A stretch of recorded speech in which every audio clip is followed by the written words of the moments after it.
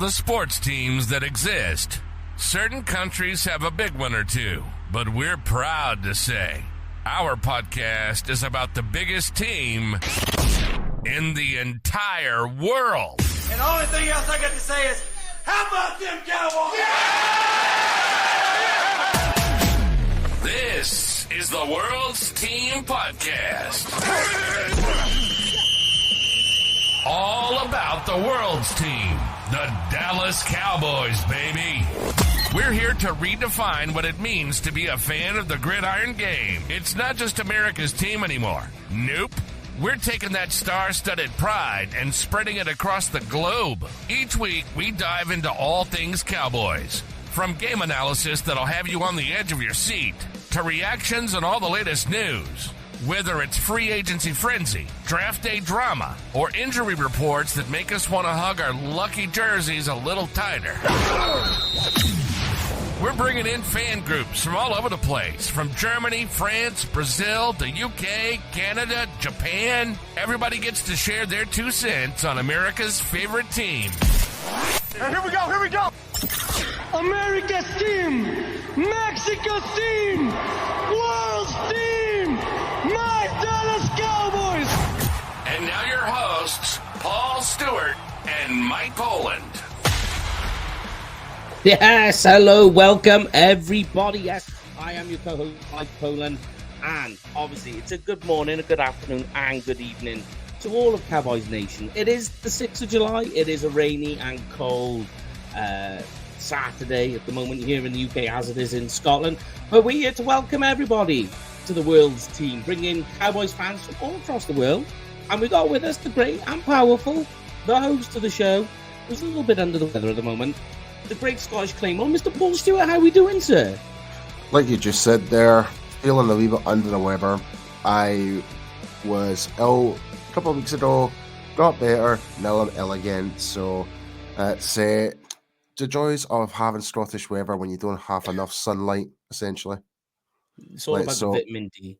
It's all about the vitamin D, my friend. So I need to be in a warmer climate country. I need to move to Texas. I really do. I really, really do. Like, I'm not being funny now. It's now got to that point now. I'm just like, I'll probably end up accepting marriage requests now, if that makes sense. You could be a Scottish. You wouldn't be a Scottish bride, would you? You'd be a Scottish groom. I don't know where the hell you got the bride from. What the hell, Mike? It's like, like a mail order bride, but you could be a mail order groom. Yeah, you could say. Yeah. But I've got a lot of pros and very less cons. So especially if you're from Texas. There we go. Yes. Well, talking obviously of America and Texas, we just wish everybody with a great Independence Day. Yeah, you've got a lot of friends over there, Paul. Family, we like to call them. So extend Independence wishes. But I will say though, I don't know if you saw one of our good friends, Kevin Stashman, what he did for Independence Day. He had the firework cannons on his arms in the middle of the street, firing them left, right, and center. I was like, my goodness, it looks so cool though. But I was just like, man, like. See, that's the one thing I love about July 4th, Independence Day. It's just people just really embracing about the whole, like, the birthright of how America started and stuff like that, like the foundations of it and what it was, how America was founded and what it was meant to do. And people do celebrate that. So I think that's absolutely wonderful. So, but yeah, happy Independence Day to everyone, to all our friends in Texas, and I guess to everyone across the world, because yeah. And as well to Will Smith and Jeff Goldblum when they destroyed the aliens. Oh, yeah, true. Yeah. Yeah. But go on. I was going to say we are missing the Stogies and waiting for the fat lady to sing. There we go. My humidor is right here in front of me, mate. If you want to start, I would need to go into the next room to go and get mine, but I'm in no state to smoke anything. I was going to say the way you are, I think taking down, a rich Cohiba right now is going to be the last thing you want to be doing. Well, the only thing I'm taking down at the moment now is these organic ginger shots right now. I like them actually. Like it does help, but my God, man, I'm just. You can probably tell how terrible I sound right now. I just feel freaking awful. I'll tell you what they do as well. They do the cumin ones. I don't know if you've seen them. They're good as well. They are good, but my God, it's like you're like choking. Like you do have that wee moment of pure choking after it, but 2 seconds later, you're like, oh yeah, you know? Yeah, life. There's life back in you. Yeah, it gives you a jolt for a few It's like seconds. it's almost like an all natural pre-workout. Yeah. It's like taking a shot of Sneak all in 1 minute. Like, Yeah. Well, not to mention any products, but Sneaker is pretty good. To be fair, yeah, I know. I've not They do I've some not good. had it in a while, mind you. But I just had an order a couple of weeks ago. oh, did you? Yeah. Got to have that energy with the way things are with 2 kids as well. But anyway, enough of all of that. Let's get into some Cowboys talk, mate, and talk about the first thing that it wasn't the first thing that hit the news, but the first thing that is on everybody's mind. And that was a photo that was released a couple days ago of Dak Prescott walking along quite innocently by the pool. But first thing everyone noticed, he's in a walking boot. I wouldn't say it wasn't on the pool. It was heading towards a boat or something like that. He was in the boatyard or something. Yeah, like by a lake or whatever you want to say. Yeah, he was somewhere near water anyway. But you see the picture and you immediately go, oh no.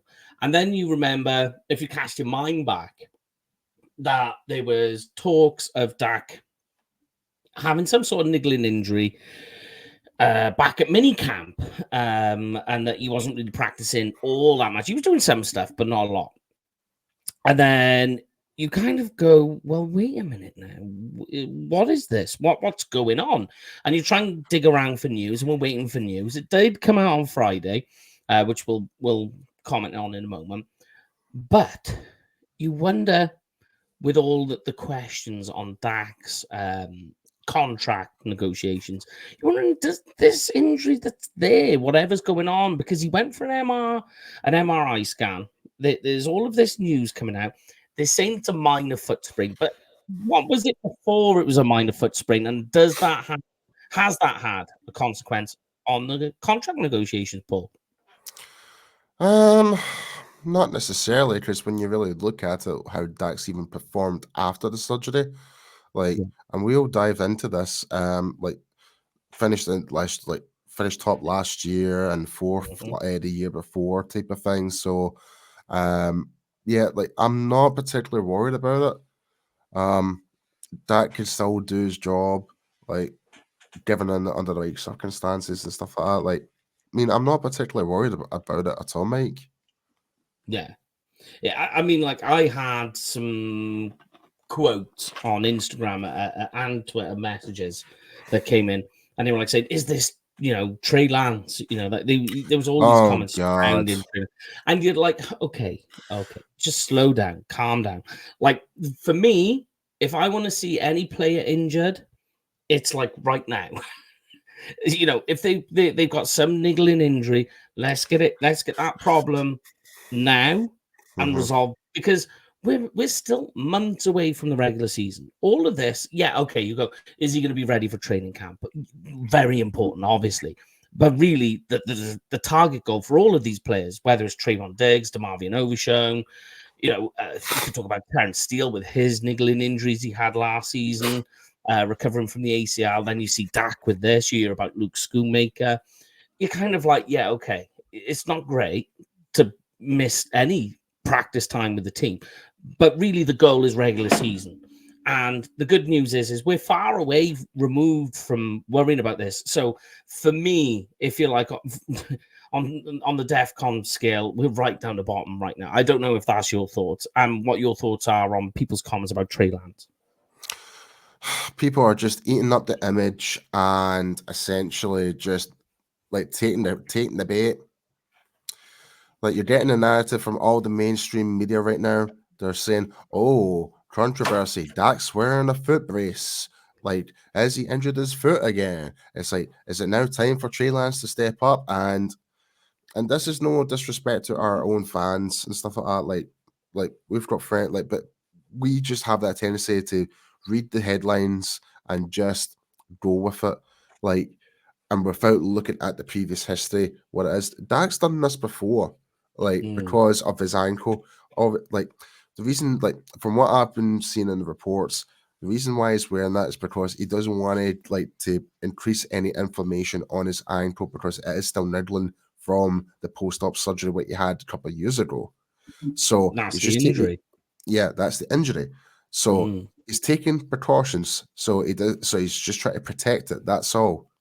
Because if you're going on a fishing trip, you'd rather be waving about, or whatever the excursion he was going to be doing with his family. Who knows what it is? But if you're going on a boat, then you're going to be rocking and that wee odd wee twist might throw something in there. So just to keep his ankle stable, that's fine. I'm not worried about it one bit at all. Yeah. Slippery surfaces as well. Yeah, there you go.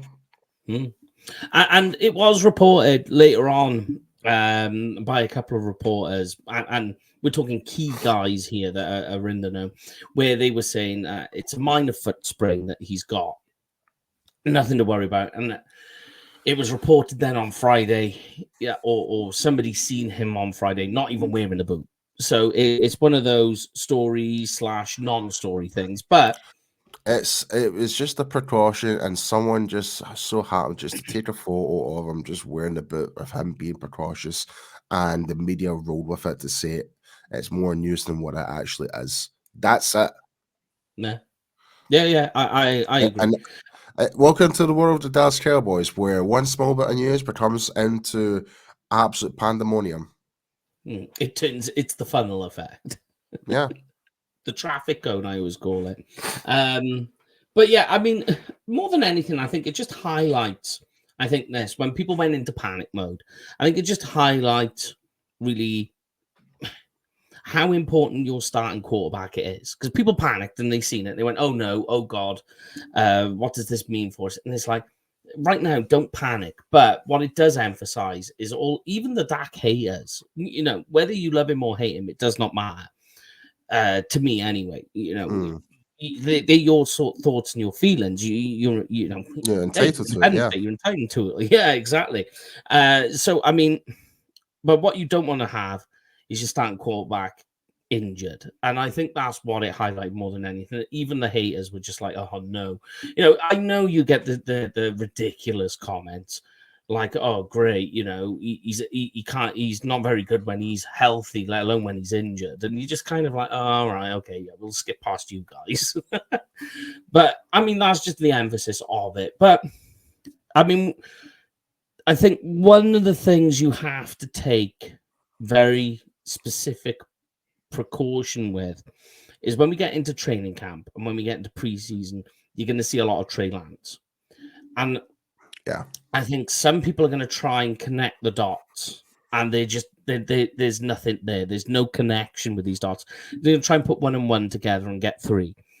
And look, Trey Lance is going to get a whole lot of preseason. He's going to get a whole lot of training camp, only because they want to see what they've got. They want to know whether he's worth investing in more toward the future. Plus, it just gives Dak rest time, because Dak doesn't really need the practice. He just needs to get into regular season and get going. So it's just something that some people will notice, and they'll be like, there's a lot of Trey Lance going on. What's going on with Dak? And he's like, just relax. I want to correct you, though. Dak still needs to train. Oh, no, yeah, definitely. I'm not saying he's what's the word I'm looking for? Like, he doesn't need to practice, or he doesn't need to be with the team or taking any first team reps. I'm not saying that. I'm just saying that when people see a lot of Trey Lance action, they're going to try and connect too many dots. Yeah. No, right. Okay, right. That's fair enough, because obviously, you still want your starting quarterback to still could get to build these connections with these certain new players that are potentially going to make the roster and stuff like that. Rookie offensive lineman. Exactly. You've got Cooper Beebe in there, you've got Tyler Guyton. That needs to build that connection with his offensive line to ensure that he's going to be protected mentally and everything. Same goes for Trey Lance as well, if he's to be thrown into the wolves, essentially. But I totally agree. Trey Lance is going to get more action, whether in training camp and during the preseason. There's absolutely guarantee that's going to be the case. To me, right now, Trey Lance is our number 2 right now, as it stands. I agree. Sorry, excuse me. Right. Yeah. Where Cooper Rush now kind of fits into the fold now. He's getting pushed down. He's not getting any younger. He's not he's not the type of quarterback comparison to Trey Lance and Dak. Dak and Trey are very similar in terms of height, build, speed, style, Play style. Play style. So you can still not deviate from your game plan when if Dak was to go down, and knock on wood that does not happen. Like if Trey Lance was to come in, then you don't have to deviate and try and come up with a more simplistic game plan. That's like, don't get me wrong, like it actually did work for us when Cooper Rush did come in. We beat Minnesota a couple of years ago and that, but that's all great. But I'm sure Mike McCarthy would like to have something that's like have that plug-in guy that's fairly similar to his starter, like just that just to keep the flow going, essentially. Yeah. But the point that you did made is, where do we see with Trey Lance? And obviously he's on the last year of his deal as well. And the fact that our starting quarterback and our backup quarterback are pretty much up for deals into the season. Obviously, we're very confident that is going to get his new deal. We're very confident in that. It's not 100% confirmed, obviously, but we have our good sources, but they are very confident that that's what's going to happen. Yes. But where's Trey Lance, though? I'm now beginning to kind of feel how you feel about the whole trade in the first place. It's like, we brought him in, even though he's a backup, but after the end of this year, we just basically wasted the 4th round pick just for a maybe. Yeah. Just for a look in. The issue is for me is that he carries around with him the moniker of a 1st round pick, and I never liked that idea to begin with. But like when he was at NDS, when he was Bison at North Dakota State, when you watch it, you're kind of like the guy has less than 600 career pass attempts, and that's since playing as a freshman in high school. That's tiny. That's tiny throwing sample size. Yeah, I mean, and that's the thing. Like, what's the one thing I always do say about the first round of the NFL draft when it comes to quarterbacks? They're never a guarantee. Never. I never like them. Yeah. I mean, I can run through all the names again: Josh Rosen, Johnny Manziel, Sam Darnold, Jared Goff. No, not Jared Goff. I think he's actually kind of went back. He's been to the Super Bowl. Yeah, but what I mean is that he's not. The issue is he's no longer with the team that spent that 1st round draft pick. That doesn't matter. Is he still playing at a good level? Is he playing good now? Like is he still playing like regularly as a starter? Like, I wouldn't put Baker Mayfield in there because he's actually revitalized his career again by signing a new deal with the Bucks. But I'm looking at all these other quarterbacks that have came up with high expectations coming to the draft, like Josh Rosen, etc. Sam Darnold. I mean, who's he with now? Like, you know what I mean? Then there was obviously Teddy Bridgewater. Like, he had a good restart with the Vikings, and obviously he just completely disappeared. Like, I'm just thinking about all these different quarterbacks that you've seen in the past in the first round that just really fizzed out and just were not what you were expecting. And you're seeing now, like, the tide is turning. Like, you might get a quarterback in the 4th round, i.e. Dak, like, who actually ends up being our first starter and one of our best players. You're seeing it with San Francisco right now with Mr. Irrelevant, Brock Purdy. You're seeing it with undrafted free agents out there who are actually making a name for themselves. I mean, it's the one thing about the draft is never a guarantee. And I think with the whole San Francisco picking Trey Lance was a bad move in the first place. I really do believe that. There was no need for them to draft Trey Lance back then when they had Jimmy G, I believe. Was it Jimmy G? No, that's correct. Yeah. So there was no need to get him there. So I'm just like, it's a bit of an odd move, especially like all things considering. They could have got one of the top defensive players to really bolster up, help out with Nick Bosa and stuff like that, but they didn't do that. They could have gotten a wide receiver, one of the top wide receivers in that year's draft. Could have done add more to the O-line, but they didn't. So it kind of felt like it was a wee setup for failure from the get-go for Trey Lance being in San Francisco, especially with the type of system it is. Then again, like you would like to think Trey Lance fitting into the Shanahan style offense, he would have been easy to just to pick up and just do things. Like Purdy is a system quarterback. But the problem is Trey Lance is not really a system quarterback. He's not really that at all. He's very similar to like in the traits of Dak. So I think us making that move is going to be a really good move for Trey Lance, but I just don't know how that is going to pan out. Like, is it really worth just bringing him in just to see having him there as a backup for a 4th round? Like that 4th round could have made wonders somewhere else across that squad. Like get another linebacker in, getting a defensive lineman. Exactly. That there could have been something that we could have done with that 4th round pick this year. Yeah. And especially looking at this year's draft, there were still plenty of really good players that we kind of missed out on in that 4th round. Definitely. Yeah.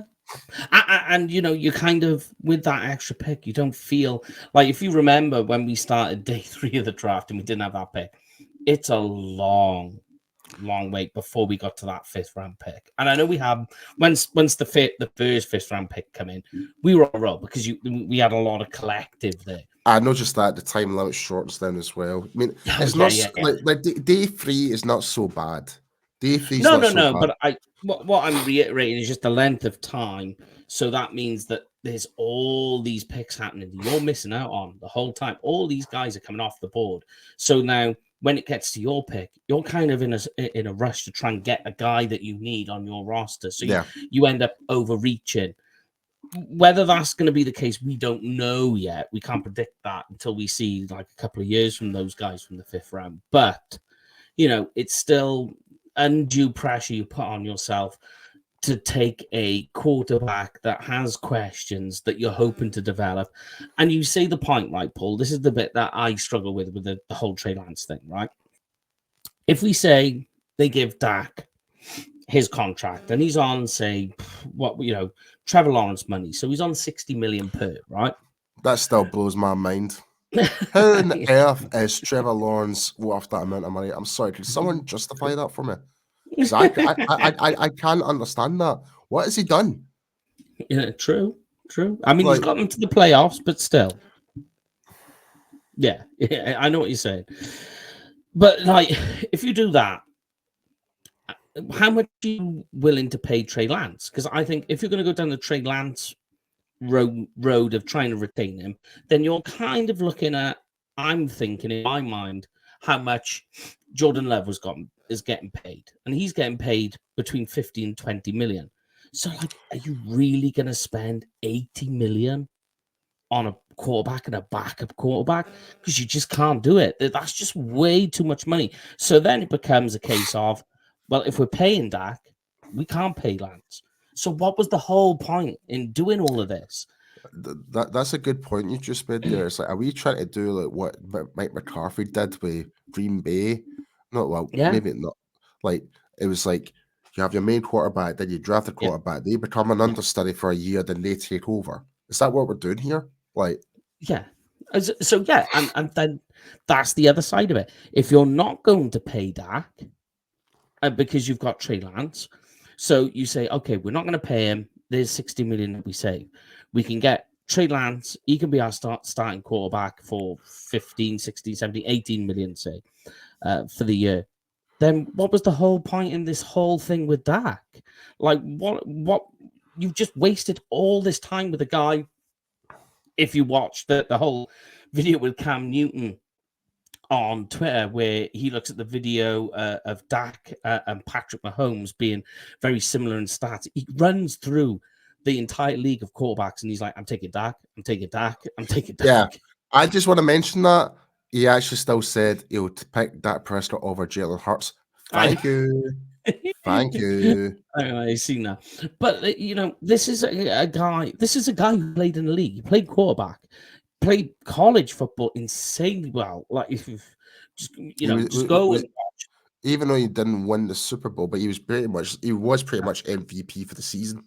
Oh yeah, no, yeah, and like that entire team during that Super Bowl kind of let him down. There's the fumble and all the rest of it, and it kind of all spiraled out of control there. But yeah, I just think that you're not going to pay both. You're going to pay one or the other. In either sense, whichever way you go, whichever direction, neither made sense in what you did. If you're keeping Dak, you can't keep Trey Lance. So then you wasted a 4th round pick. None of this whole thing made sense. You developed a guy and spent all this time, money, and energy on a guy who you never played. But then if you're going to go the other way and you're going to release Dak, then you just wasted all this time with Dak for a guy who is easily more talented than Trey Lance by a wide margin. And Dak represents your better chance than what you have with Trey Lance. So then neither makes sense. So they're already stuck in this trap now in that they're damned if they do and they're damned if they don't, I think, with the quarterback position. Yeah. But talking of first round things, players, things, whatever you want to say, another thing that doesn't make sense is the whole CeeDee Lamb thing. CeeDee Lamb is now set to hold out. He's looking to not attend training camp. Now, on the positive side, the good news is Lamb is working out, and he is working out tough. He's posted a couple of times now the workout videos of him doing his workout regimen and all the rest of it. That guy's training hard. But well, I'm not going to throw any shade towards CeeDee Lamb in this part. Like, yeah, he's working hard, but former Dallas Cowboy Cole Beasley made a really good point. Yeah. Like it's like if you want to work on your explosiveness, do power cleans and squats. None of this, like fancy gimmicky going side to side. No, I agree with Cole Beasley in this one because it seems to be missing out, and plus it would add more muscle towards and be more physical out there as well. So. Like, don't get me wrong, Lamb is working his butt off out there, but I just think like to take it up to that next level as well, like just like be that more physical, that would actually set him worlds apart even more. Power cleans is the way. Power cleans is God in terms of like trying to get up to peak physical performance. Coming from a guy who's done MMA, so you should know all about the power cleans. No, well. Oh, MMA, but I played football. Power cleans was one of our main. Like, especially if you played offensive line. Yeah. But I mean, the whole thing with not sorting out CeeDee Lamb's contract still baffles me. This isn't making any sense. Like I was talking to Lorne about this on the UK Cowboys show the other night, and I said, look, if the Cowboys want to go down the road of we are going to reset the team, we're going to do a rebuild, fine. But the one player, if you're going to say no Dak, no Micah Parsons, no more Tank, Trayvon Diggs, we're not going to keep Deron Bland, fine. You go through all of these things and you just say, okay, fine. But to not keep CeeDee Lamb, I think, is the one thing, the huge error. Like, he's a first-round draft pick. He's highly productive. He's not a problem in the locker room. He's a big team guy. And the entire offense funnels through CeeDee Lamb. Like, what are you waiting for? Like, what is the problem? Like, to not get that done, I think...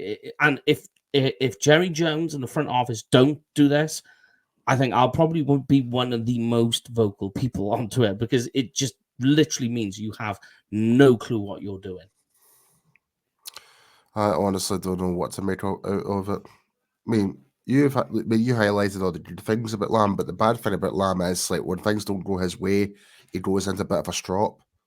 As we've seen plenty of times last year, even though he had a great, fantastic season, but things weren't going his way, it affected him throughout the rest of the game. And affects the rest of the offense. Exactly. So that's a problem for me, like for Lamb. But overall, Lamb is without a doubt one of our best players. He's one of the best in the league, and he deserves his pay. He deserves that bag. But I just don't know what to make of it. If I'm being perfectly honest with you, Mike, I really don't. It's wild. It's wild to see them not like the thing is there's no news on the contract talks at all. It's not like we hear like, oh yeah, we've had conversations, we've had talks, we're in the final stage of negotiations. Literally, what the news we're getting is contract negotiations have not even started, and you're just like, is this for real? It literally feels like there's one of those like dust drop plans rolling past the star every day right now. Yeah. That's what it feels like. And it's, yeah. I mean, I can understand everyone's frustration because we've not had the best off season, like in terms of bringing in new players. Again, all down to the cap, all down to the contracts. Yeah. I mean, I think I've got Dak's. Yeah, I do actually. Got it right here. So this season alone, 55 million, or nearly 55.5 million is the cap hit this year. Yeah. And the dead cap for this year is 66, well, almost 67 million. Next year, you're stuck in that deal. Right, so unless we can renegotiate, because in a percentage wise, he makes up 22% of the whole team. So he does 22%. All right. Next year, so Dak's going to be 32 years old. He's not going to be worth the Cowboys, like just hypothetically speaking. Like yeah. Right. So he's got a voided year. He's an undrafted free agent. We still have a cap hit towards him because we put voidable years on him. That is 40.5 million next year. To play against you, which is a 15% against our own salary cap. And not to mention, I just noticed this as well. There is actually a couple of other voidable years at the moment as well. There's a 12 million on 2026 and a 1 million on 2027 and 2028. So we've got 4 voidable years. Yeah. We need to fix this. We can't be doing business like this. And it's like when they wrote the contract up, it had the voidable years in it. And I'm all game for doing the voidable years part. Right, that's smart. I mean, it's a little bit in terms of you're going to end up kicking the can when you get down the road, but we'll worry about that once we get there. There's other things you can do to help mitigate some of that. But like, if you're going to put the voidable years in the contract, and when you get to that point, not even go down the road of trying to re-sign him, especially when last year he led the league in touchdowns, you're just like, well, what was the whole point? Why put the voidable years in there? This makes no sense. You put the voidable years in there to help you get to the next contract. See, this is what's going to worry me. Obviously, this is one of the main reasons why Lamb's not been signed yet. Is obviously the repercussions of Dak's deal. We can't really do anything. Like from the free agents we brought in, the limited number of draft picks. Well, we had like six or seven draft picks. 7. 7, yes. Yep. So we had 7 draft picks, and we've brought in some undrafted free agents and some guys from the UFL, which again is very minimal in terms of what we've brought in. Like, yeah, we brought in veteran Kendricks. Yeah, that may be a bit more the most priciest one, but still, when you compare it to like the salary cap chaos, what the Eagles had, which Carson Wentz, this is the frustrating part. We all remember Carson Wentz signed that big ass contract with the Eagles, ends up getting cut, went to Indy.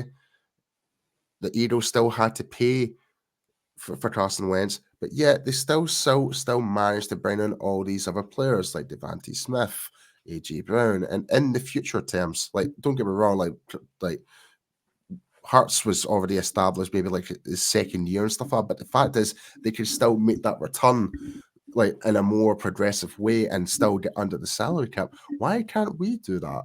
It pains me to say this. Like, I'm kind of somewhat jealous of Howie Roseman. I'm kind of jealous of him, how he manages to like bring everything under the cap like that and still bring these additional assets into their team.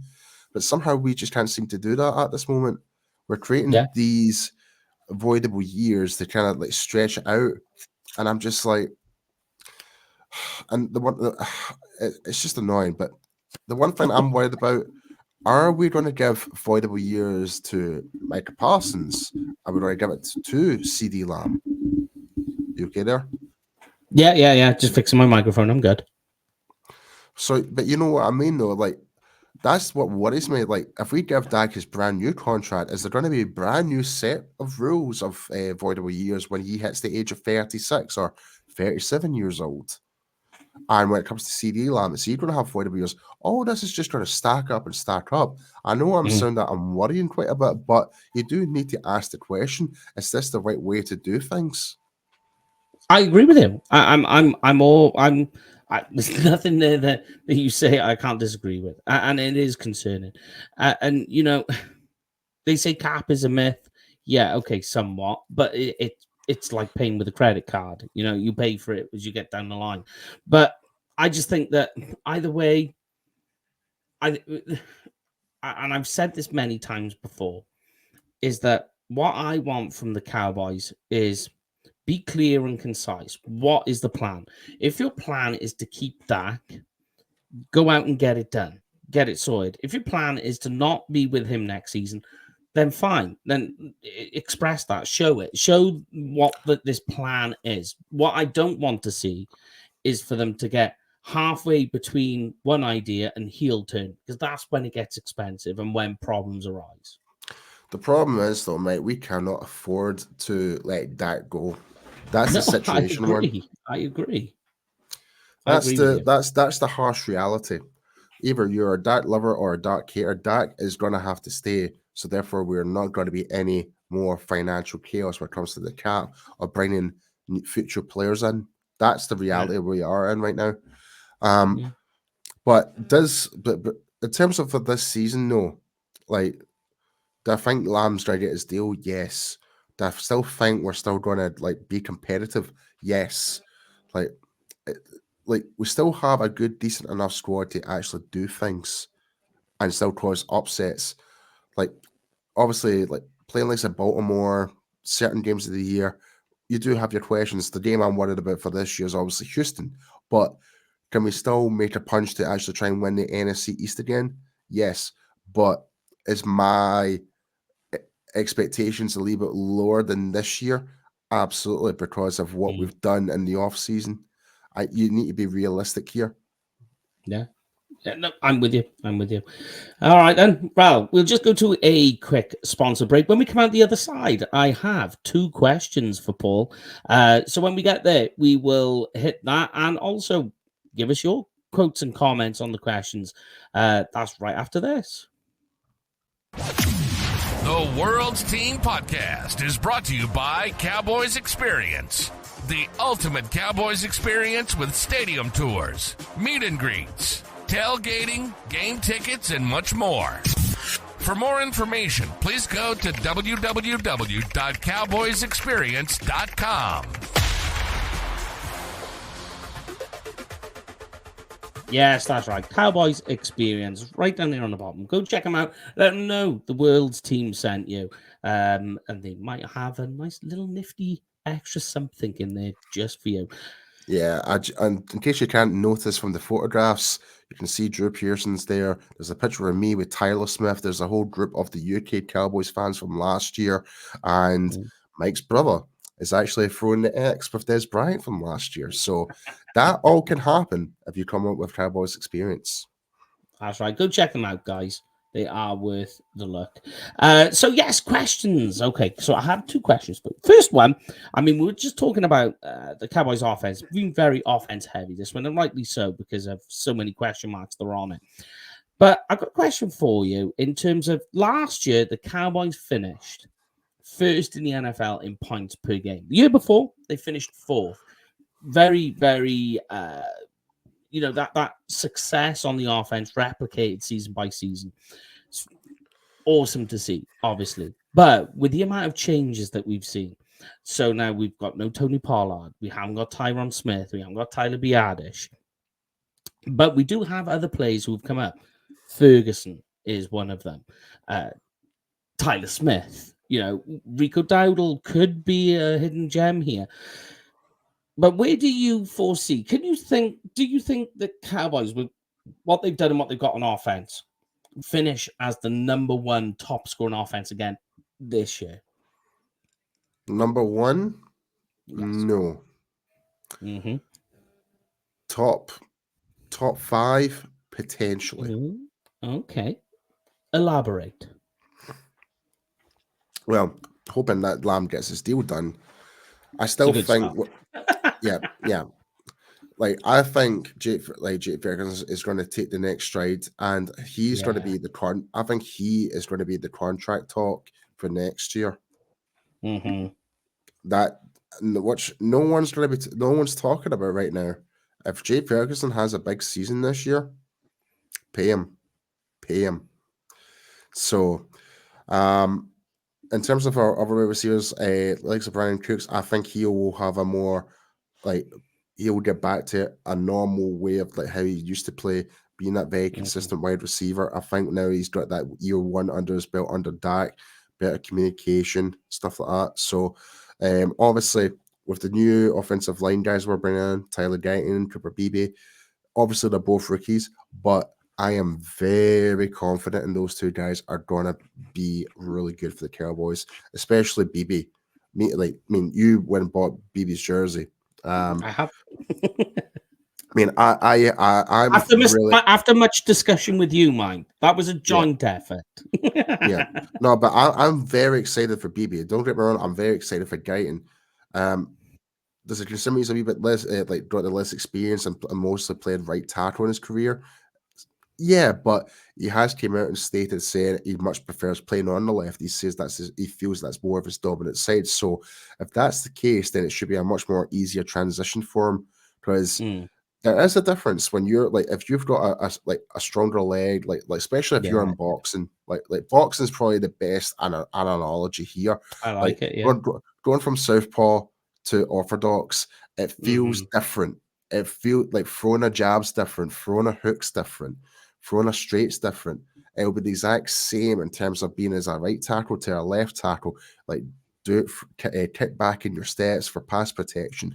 In terms of running your first step and your run blocks, depending on what direction is your left or your right, it's just it works your body in different ways. So, but if he's saying he's more dominant on his left, great. I'm not concerned if that's the case. I just think it may be more down to the more rookie errors like Tyler Smith did, which is kind of expected though. But in the long term, I think he'll become great. The running game, obviously Pollard's gone. I'm just glad we've got a bit of variation. We've got Zeke back. I know people say it's is it really worth bringing him back? Whatever. I think yes. One, he's still, without a doubt, one of the best pass protection. Thank you very much.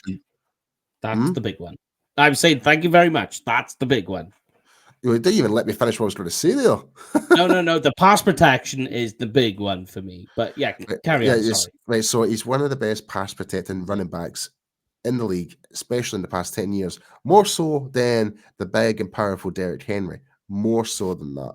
Yeah, easy. Derrick Henry is just a tank running with the ball, and he's really good at it. But when it comes to pass protection, not as good. Zeke has the eye awareness and an IQ to actually be in the pocket to help his quarterback in any given situation. So that really is going to help Dak out, especially. When it comes to the other running backs, we've just got a little bit more diversity. We've got Dowdle, who can be definitely more that 1-2 punch combination with Zeke, and Dowdle can be definitely be more that and Deuce Vaughn. Sorry, I meant Deuce Vaughn.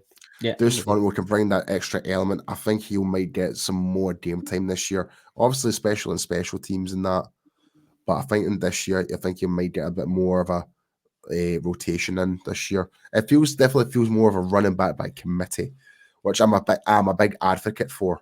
Yeah, I'm a big advocate for running back by committees because it just keeps the flow going, and it just keeps defenses guessing.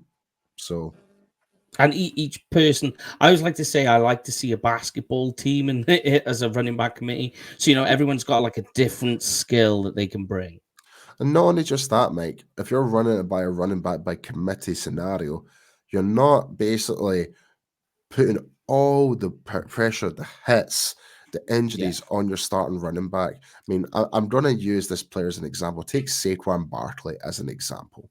Yeah. The amount of injuries he's picked up during the New York Giants, and he was basically the workhorse for them. And it's just warmed down. Obviously, he's now playing for Philadelphia, but is he really going to be like they're still going to be that same type of running back? No, he's going to be in that rotation as well now. So, and we've seen it in previous teams how successful it can be. Kansas City, that's just one to name. Even the Eagles, as much as I hate to admit that, they had a running back by committee before Saquon Barkley. They had Swift, the Patriots. The Patriots, LeGarrette Blount, Rex Burkhead, all those type of guys. Like the list goes on. Like it just shows like that. Like when it comes to, especially in playoff, running back committees tend to be the more deciding factor in these games. Yeah. So I think that's probably the best approach that we are going towards this. And even Mike McCarthy did that, like after Eddie Lacy. He went by the running back committee, even though he had time on Drummond, but he had a rotation of running backs he kind of went with. And it let Aaron Rodgers do what he had to do back then at Green Bay. Yeah. And do you know who I think is going to be a dark horse this year on the running back group? Hunter Lipke. How could I forget him? I think he's going to be a sneaky. You keep an eye out and watch how he gets used out of the backfield. So that's a sneaky one. I like that. I'm going to watch to see how he's utilized. But here we go then. Would you rather, Paul? All right, then. It's time for you. Would you rather?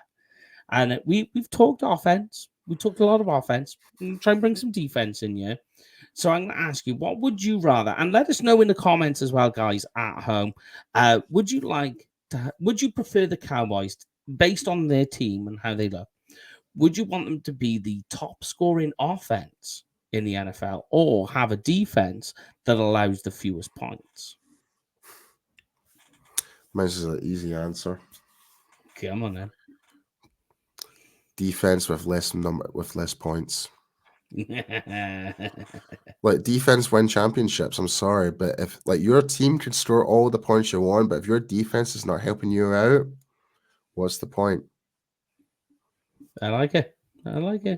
That's the most simplest. It's the simplest thing I can explain in that one.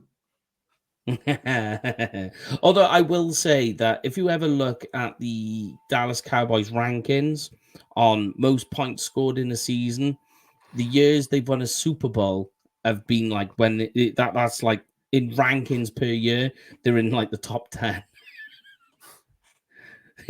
So you're like, oh, there we go. Okay. But yeah, I'm with you. Defense first. Keep the points low. If you're and I always like this analogy, that your best offensive weapon for your quarterback is a good defense. Yeah. I always like that one. But there we go. Yes, as I say, guys, let us know in the comments what you think, and would you rather, and as well with the where you think the Cowboys offense will finish this year in the offensive rankings. Apart from that, guys, make sure you go and follow us on Instagram, Twitter, or X, and on our YouTube channel. Go give that a rate and a like as well as follow us on Spotify and Apple Podcast, where you get the audio only version, which is taking off quite nicely. It's progressing lovely, Paul. So we can't thank you guys enough for following us. Some of you probably from the UK Cowboys crowd following, but it's great to have you all with us. But apart from that, Paul, where can they find you on Twitter? Yep, you can follow me at I am P Stu on Instagram and X. Yes, and you can find me at Kenfig Cowboy, Kenfig with a K, Cowboy with a K. But apart from that, mate, that is this week's show done and dusted. It's locked in for another episode. I'll let you have the final sign off, and then we'll get out of here, mate. So give it to us, Paul. Yep, just as always, folks, it's not just America's team, it's the world's team. See you later. See you next week. You've been listening to the World's Team Podcast. There's no other team like it in the world. Nothing more electrifying than the Dallas Cowboys.